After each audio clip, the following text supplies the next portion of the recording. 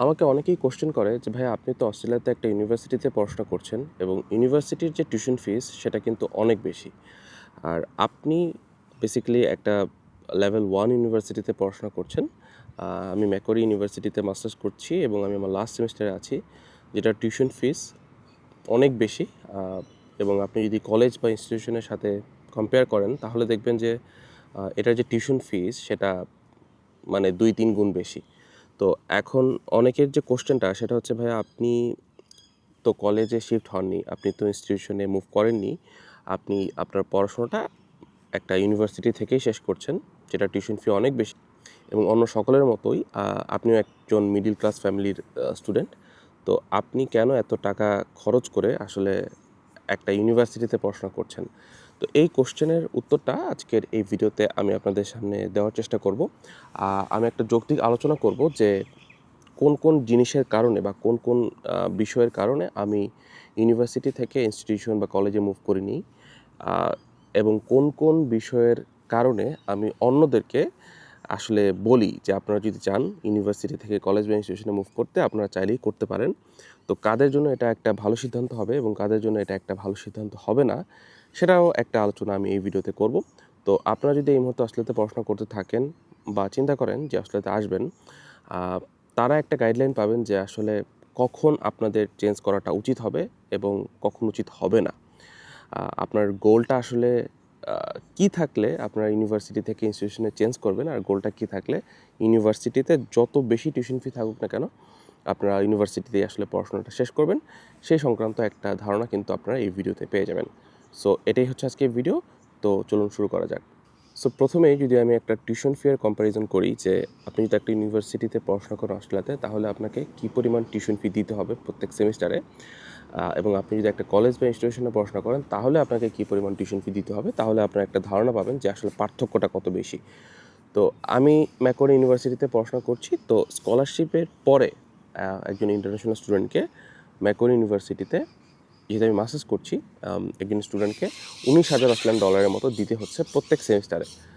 R compare to একটা college বা institution, আপনি যদি মাস্টার্স করেন একটা কলেজ বা ইনস্টিটিউশনে, যদি আইটির উপরে মাস্টার্স করেন তাহলে হয়তো আপনাকে ৭,০০০ ৳৬,৫০০ পার সেমিস্টার দিতে হচ্ছে।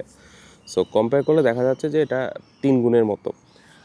এছাড়া আরও কিছু সাবজেক্ট রয়েছে, আসলে সাবজেক্টের উপর ভ্যারি করে। যেমন আপনি যদি আর্লি চাইল্ডহুড এডুকেশন পড়েন, মাস্টার্স করেন, আমি মাস্টার্সে, যেহেতু আমি নিজে মাস্টার্স করছি তো মাস্টার্স স্টুডেন্টের সাথে একটা কম্পেয়ার করছি।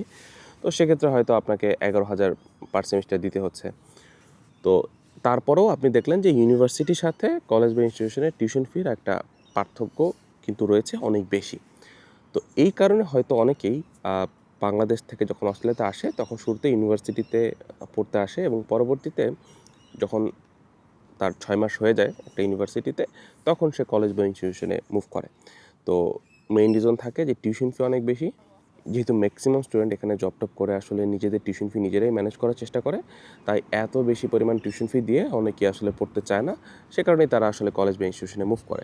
আবার অনেকের ক্ষেত্রে তারা যেই সাবজেক্টটা নিয়ে পড়তে আসে, সেই সাবজেক্টে পিআরের যে পসিবিলিটি সেটা তুলনামূলক কম থাকলে তারা এমন একটা সাবজেক্ট নিয়ে পড়ে কোনো একটা কলেজ বা ইনস্টিটিউশনে, যেখানে আসলে পিআরের পসিবিলিটিটা কিছুটা হাই থাকে। তো এই সকল রিজনগুলোতেই একজন স্টুডেন্ট আসলে কলেজ বা ইনস্টিটিউশনে মুভ করে। তো এখন আমার কোশ্চেনে ফিরে যাই যে আমি কেন আসলে মুভ করিনি? বাই দ্য ওয়ে আমি যখন অস্ট্রেলিয়ায় আসার প্রস্তুতি নিচ্ছিলাম, তখন এই বাসা খোঁজার যে বিষয়টা, সেটা ছিল সবথেকে চ্যালেঞ্জিং পার্ট। Facebook গ্রুপ বা এলোমেলো কিছু ওয়েবসাইট ঘেঁটে আমি আসলে আমার পছন্দের মতো বাসা খুঁজতে পারছিলাম না। সেই সময় আমি এম্বার স্টুডেন্ট সম্পর্কে জানতাম না। সেটা যদি জানতাম তাহলে হয়তো আমার কাজটা আরো অনেক বেশি সহজ হয়ে যেত। এম্বার স্টুডেন্ট মূলত একটি হাউজিং প্ল্যাটফর্ম, যেখানে আপনি অস্ট্রেলিয়া, ইউকে, ইউএস, কানাডার বিভিন্ন ইউনিভার্সিটির আশেপাশে ভেরিফাইড বাসা খুঁজতে পারবেন। সবথেকে ভালো দিক হচ্ছে এখানে ফিল্টার করে নিজের বাজেট অনুযায়ী রুম খুঁজে পাওয়া যায়। আর এর যে সার্ভিস চার্জ সেটা কিন্তু একদম ফ্রি। বুকিং প্রক্রিয়াটাও অনেক সহজ। আর আপনারা যদি চান তাহলে তারা আপনাকে গাইডও করতে পারে। সো আপনি যদি আসলে বিদেশে পড়তে আসেন বা আসবেন এরকম চিন্তা করে থাকেন, তাহলে এম্বার স্টুডেন্টে কিন্তু আপনারা একবার ঘুরে আসতে পারেন। লিঙ্কটা আমি আমার ডেসক্রিপশন বক্সে দিয়ে রাখবো। আপনারা যদি সেই লিঙ্কে প্রেস করেন তাহলে কিন্তু আপনারা £20 ক্যাশব্যাক পেয়ে যাবেন। So you should give it a try. আমি যদি আমার স্টোরিটা আপনাদের একটু বলি তাহলে আপনারা হয়তো বুঝতে পারবেন যে আসলে আমি কোন জায়গা থেকে চেঞ্জ না করার সিদ্ধান্তটা নিয়েছি। আমি আমার পড়াশোনাটা বাংলাদেশে একটা ইঞ্জিনিয়ারিং ইউনিভার্সিটি থেকে কমপ্লিট করি, যেটা হচ্ছে খুলনা প্রকৌশল ও প্রযুক্তি বিশ্ববিদ্যালয়। তো সেখান থেকে যেহেতু আমি ইঞ্জিনিয়ারিং এর উপরে আমার ব্যাচেলার্সটা কমপ্লিট করেছি, আমি চিন্তা করি যে অস্ট্রেলিয়াতে এসে আমি মাস্টার্সটাও আমার ইঞ্জিনিয়ারিং সাবজেক্টের উপরেই করব। তো আপনি যদি মাস্টার্সটা ইঞ্জিনিয়ারিং সাবজেক্টের উপর করতে চান, তাহলে অস্ট্রেলিয়াতে আপনার জন্য অপশন খুব বেশি নেই, মানে কলেজ বা ইনস্টিটিউশনে। তো ম্যাক্সিমাম ইউনিভার্সিটিতেই ইঞ্জিনিয়ারিং সাবজেক্টটা পাবেন, কিন্তু কলেজ বা ইনস্টিটিউশনে খুব বেশি সুযোগ থাকে না। বাট পার্থে একটা কলেজ রয়েছে ইআইটি, আপনারা চাইলে সেখানে আসলে সার্চ করতে পারেন এবং সেই কলেজটা কেমন সেটা দেখতে পারেন। বাট হ্যাঁ, মোস্টলি আসলে কলেজগুলোতে ইঞ্জিনিয়ারিং সাবজেক্টগুলো পড়ানো হয় না। তার মেইন রিজনটা হচ্ছে ইঞ্জিনিয়ারিং সাবজেক্টগুলো পড়তে হলে বা পড়াতে হলে কিছু ল্যাব ফ্যাসিলিটিসের দরকার হয়, যেমন অবশ্যই কিছু মেশিনারিজ লাগবে। তো ম্যাক্সিমাম ইউনিভার্সিটিগুলোতেই সেই মেশিনারিজ বা ল্যাব ফ্যাসিলিটিস থাকলেও কলেজ বা ইনস্টিটিউশনগুলোতে সেই ল্যাব ফ্যাসিলিটিসগুলো থাকে না, যার কারণে কলেজগুলোতে আসলে ইঞ্জিনিয়ারিং সাবজেক্টগুলো আসলে থাকে না। তো একজন স্টুডেন্ট যদি সিদ্ধান্ত নিয়ে থাকে যে সে ব্যাচেলার্স অথবা মাস্টার্স কোনো ইঞ্জিনিয়ারিং সাবজেক্টে করবে, তাকে ইউনিভার্সিটিতেই আসলে পড়তে হয়। তার জন্য কলেজ বা ইনস্টিটিউশনে মুভ করা খুবই আসলে কষ্টকর একটা বিষয় হয়ে থাকে। তাহলে এখন কোশ্চেন যেটা দাঁড়াবে যে তাহলে আপনি কেন ইঞ্জিনিয়ারিং সাবজেক্টই পড়ছেন? ইঞ্জিনিয়ারিং সাবজেক্টের উপরে পড়ে এই দেশে পার্মানেন্ট রেসিডেন্সির যে বিষয়টা, সেটা এতটাও সহজ না কম্পেয়ার টু আদার সাবজেক্টস। তো আপনি কেন আপনার সাবজেক্টটা চেঞ্জ করলেন না? কেন আপনি ইঞ্জিনিয়ারিং সাবজেক্টের উপরেই থাকলেন? তো সেই জিনিসটা বলার আগে আমি আরেকটা জিনিস বলে নিতে চাই যে এক মানুষের আসলে টার্গেট এক রকম থাকে। একজন স্টুডেন্ট যখন বাংলাদেশ থেকে অস্ট্রেলিয়াতে আসে পড়াশোনা করতে, কম বেশি সবারই ইচ্ছা থাকে যে অস্ট্রেলিয়াতে সে পার্মানেন্টলি থাকবে বা পিআর পাবে। এই ইচ্ছা সবাই আসে, আমিও এই ইচ্ছাতেই এসেছি। কিন্তু এর পরের যে বিষয়টা সেটা হচ্ছে যে এই ইচ্ছাটাই কি একমাত্র ইচ্ছা কিনা। তো অনেক স্টুডেন্টই আছে যাদের একমাত্র ইচ্ছা হচ্ছে যে আমি অস্ট্রেলিয়াতে যে কোনো মূল্যে থাকবো, এবং তারপরে আমি চিন্তা করব আমার কেরিয়ার, তারপরে আমি চিন্তা করব আমার কোন জিনিসটা ভালো লাগে, তারপরে আমি চিন্তা করব যে আমার জব ফ্যাসিলিটিস কীরকম। তো এই ধরনের যারা স্টুডেন্ট রয়েছেন তাদের জন্য জিনিসটা একরকম। এর পাশাপাশি আরেক ধরনের স্টুডেন্ট রয়েছে যাদের মেইন প্রায়োরিটি শুধুমাত্র পার্মানেন্ট রেসিডেন্সি না, যাদের মেইন প্রায়োরিটি হচ্ছে কেরিয়ার, পার্মানেন্ট রেসিডেন্সি, তার ইনকাম, তার জব, তার লাইফস্টাইল, এই সব কিছু হচ্ছে তার প্রায়োরিটি। তো আমি আমার নিজেকে আসলে সেকেন্ড ক্যাটাগরি স্টুডেন্টদের মধ্যে ফেলতে চাই। আমার মেইন প্রায়োরিটিটা পার্মানেন্ট রেসিডেন্সি প্লাস কেরিয়ার, আমার কোন জিনিসটা ভালো লাগে, কোন কাজ করতে আমি পছন্দ করি, কোন জিনিস নিয়ে আমি আমার সারা জীবন কাটাতে চাই, আমি সেগুলোর উপরেও আসলে ইচ্ছুক। তো তার মানে এই না যে আমি পার্মানেন্ট রেসিডেন্সি চাচ্ছি না। আমি বললাম যে আমার মেইন প্রায়োরিটি কিন্তু পার্মানেন্ট রেসিডেন্সি প্লাস আমার কেরিয়ার, আমার গোলস, আমার আমার লাইফস্টাইল, এই জিনিসগুলো হচ্ছে আমার প্রায়োরিটি।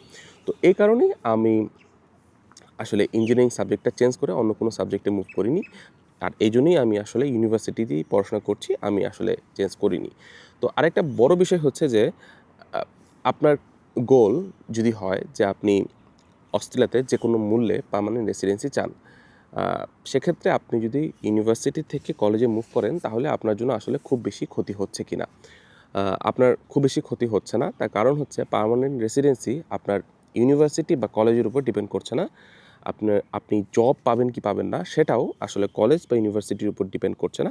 মানে আমার যতটুকু আন্ডারস্ট্যান্ডিং সেটার উপরে যদি আমি বলি, তাহলে আপনি জব পাবেন কি পাবেন না সেটার অনেক বড় একটা অংশ নির্ভর করে আপনার স্কিল আছে কিনা, আপনার নেটওয়ার্কিং ভালো কিনা, আপনার কমিউনিকেশন স্কিলস ভালো কিনা। এই জিনিসগুলোর উপরে জব পাওয়া না পাওয়ার বিষয়টা অনেক বেশি আসলে ডিপেন্ড করে। পাশাপাশি অবশ্যই হয়তো ডিগ্রিটাও একটা ম্যাটার করে, বাট আমার কাছে মনে হয় স্কিল বা কমিউনিকেশন স্কিলস অ্যান্ড নেটওয়ার্কিং এই জিনিসগুলো আরও বেশি ভূমিকা রাখে। তো আপনি যদি একটা কলেজ বা ইনস্টিটিউশন থেকে পড়াশোনা করেন, তারপরেও আপনার সামনে ভালো একটা কেরিয়ার থাকতে পারে যদি আপনি স্কিলফুল হন, এবং পার্মানেন্ট রেসিডেন্সির ক্ষেত্রে অবশ্যই সেটা কোনো ইমপ্যাক্ট রাখছে না। কারণ পার্মানেন্ট রেসিডেন্সির জন্য যেই ভিসাগুলো রয়েছে আসলে পিআর ভিসা, আপনি যদি সেই ভিসা সম্পর্কে কিছুটা ধারণা রাখেন, যেরকম 189, 190, প্রভিশনাল পিআর হচ্ছে 491, এই ধরনের ভিসাগুলো সম্পর্কে যদি আপনি জানেন, সেখানে কোথাও রিকোয়ারমেন্টে এরকম কিছু উল্লেখ নেই যে আপনাকে ইউনিভার্সিটি থেকে পড়াশোনা করলে বেশি পয়েন্ট দিবে বা বেশি সুযোগ দিবে, এই ধরনের কিন্তু কিছুই নেই। সো আপনি যদি কলেজ বা ইনস্টিটিউশন থেকে পড়াশোনা করেন সেক্ষেত্রে আপনি কিছুই লুজ করছেন না। এরপরে হচ্ছে আপনার পছন্দের যে সাবজেক্টগুলো, সেই সাবজেক্টগুলো যদি ইউনিভার্সিটিতে না থাকে সেক্ষেত্রে আপনি অবশ্যই কলেজে পড়তে পারেন। আপনি যদি এমন একটা সাবজেক্ট চুজ করলেন যেমন কমিউনিটি সার্ভিস, সেটা অনেক ইউনিভার্সিটিতে আসলে ব্যাচেলর্স নাও থাকতে পারে। সেক্ষেত্রে আপনি কমিউনিটি সার্ভিস যদি পড়তে চান এবং পিয়ারের ক্ষেত্রে কিছুটা আপনাকে হেল্প করবে এই সাবজেক্টগুলো, যেরকম community service, social work, early child education. তো এই সাবজেক্টগুলো আপনি কিন্তু চাইলেই কলেজ বা ইনস্টিটিউশন থেকে পড়তে পারেন, যাদের টিউশন ফিও অনেক কম থাকবে একটা ইউনিভার্সিটি থেকে, এবং পিয়ারের ক্ষেত্রেও আপনাকে ভালোই একটা অ্যাডভান্টেজ দিবে। আবার আপনার টার্গেট যদি থাকে আপনি পড়াশোনা শেষ করে আসলে রিসার্চ ব্যাকগ্রাউন্ডে যাবেন, অর্থাৎ আপনি পরবর্তীতে মাস্টার্স বাই রিসার্চ করতে চান, পরবর্তীতে আপনি পিএইচডি করতে চান, পরবর্তীতে আপনি একাডেমিক লাইনে যেতে চান, তাহলে আমার সাজেশন থাকবে কলেজ বা ইনস্টিটিউশনে না পড়া। কারণ কলেজ বা ইনস্টিটিউশনগুলোতে ল্যাব ফ্যাসিলিটিস কখনোই একটা ইউনিভার্সিটির ল্যাব ফ্যাসিলিটিসের মতো থাকবে না। ইউনিভার্সিটিতে আসলে অনেক ইনভেস্টমেন্ট থাকে, অনেক ল্যাব ফ্যাসিলিটিস থাকে, অনেক প্রজেক্ট নিয়ে অনেক প্রফেসররা কাজ করে। যেমন অস্ট্রেলিয়াতে যখন সরকারিভাবে কোনো একটা প্রজেক্ট নিয়ে অনেক বেশি কাজ করার প্রয়োজন হয়, তখন সরকার সেই প্রজেক্টটা কোনো একটা ইউনিভার্সিটিকে দিয়ে থাকে যে এই বিষয়টার উপরে তোমরা কাজ করো, রিসার্চ করো এবং রিসার্চ করে আমাদের ফলাফল জানাও। তো সেই জিনিসটা কখনোই সচরাচর একটা কলেজ বা ইনস্টিটিউশনকে দেওয়া হয় না, সেগুলো কোনো একটা ইউনিভার্সিটির প্রফেসরকে দেওয়া হয়, এবং সেই ইউনিভার্সিটির প্রফেসর তার ইউনিভার্সিটিতে যে ল্যাব রয়েছে সেই ল্যাবে সেই রিসার্চগুলো করে থাকে।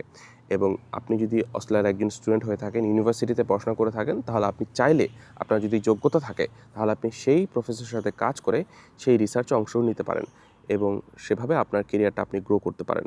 সো আপনার যদি একটা রিসার্চ এক্সপিরিয়েন্সের প্রয়োজন হয় এবং পরবর্তীতে আপনি যদি সেই এক্সপিরিয়েন্সটাকে কাজে লাগিয়ে আরও উচ্চতর ডিগ্রি নিতে চান অস্ট্রেলিয়াতে কিংবা অস্ট্রেলিয়ার বাইরে, আপনি যদি পিএইচডি করার জন্য অস্ট্রেলিয়াতে না থেকে আপনি জার্মানি বা ইউএসএতে যেতে চান, সেক্ষেত্রেও এটা কিন্তু আপনাকে একটা হেল্প করবে। ফর এক্সাম্পল, আপনি আপনার ব্যাচেলার্সটা অস্ট্রেলিয়াতে কমপ্লিট করলেন, এখন আপনি মাস্টার্সের জন্য ইউএসএতে যেতে চান। তো সেক্ষেত্রে আপনি যদি ফুল ফান্ডেড পড়াশোনা করতে চান, হ্যাঁ, স্কলারশিপ নিয়ে, সেক্ষেত্রে আপনার এই রিসার্চ যে ব্যাকগ্রাউন্ডটা, আপনি যে প্রফেসরের সাথে কাজ করেছেন, আপনি যে একটা প্রজেক্টে অংশ নিয়েছেন, সেই জিনিসগুলো কিন্তু আপনাকে হেল্প করতে পারে।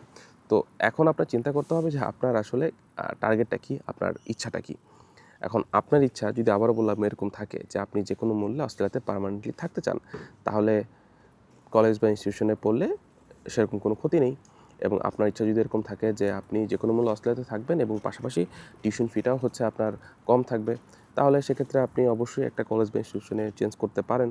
এবং আপনি যদি সব রুলস মেনটেন করে চেঞ্জ করেন, অর্থাৎ একিউএফ লেভেল মেনটেন করে চেঞ্জ করেন, আপনি যদি মাস্টার্স থেকে মাস্টার্সে মুভ করেন বা ব্যাচেলার্স থেকে ব্যাচেলার্সে মুভ করেন এবং 6 মাস অতিবাহিত হওয়ার পরে মুভ করেন, তাহলে তো আপনি সেফ, আপনার ভিসাগত কোনো সমস্যা হচ্ছে না। পাশাপাশি আপনার পিআরের যে জার্নিটা, সেখানেও আপনি এগিয়ে থাকলেন। তো সব মিলিয়ে এতে আপনার কোনো সমস্যা হচ্ছে বলে আমি মনে করি না। কিন্তু আপনার প্রায়োরিটি যদি থাকে permanent residency plus career plus research, তাহলে অবশ্যই আমি বলবো ইউনিভার্সিটি আপনাকে একটা বেটার প্লেস দিচ্ছে, বেটার সুযোগ দিচ্ছে আপনার কেরিয়ারে আরও শাইন করার জন্য।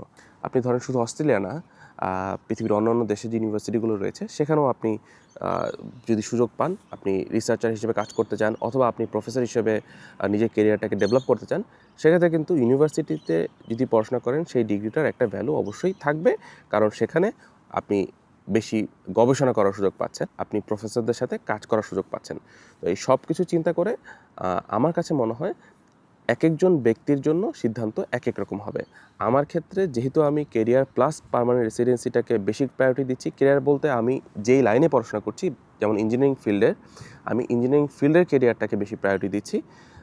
যদি আমি অস্ট্রেলিয়াতে থাকতে নাও পারি, সেক্ষেত্রে হয়তো আমি অন্য কোনো দেশে চেষ্টা করব। সেরকম যেন অপশন আমার কাছে খোলা থাকে, সেই জিনিসগুলো বিবেচনা করেই আসলে আমি আমার পড়াশোনাটা ম্যাকোয়ারি ইউনিভার্সিটি বা লেভেল 1 একটা ইউনিভার্সিটিতেই সম্পন্ন করছি, অনেক বেশি টিউশন ফি দিয়েই। আমি কলেজ বা ইনস্টিটিউশনে আসলে মুভ করিনি। So this is all for today. Thanks for watching and see you guys next time.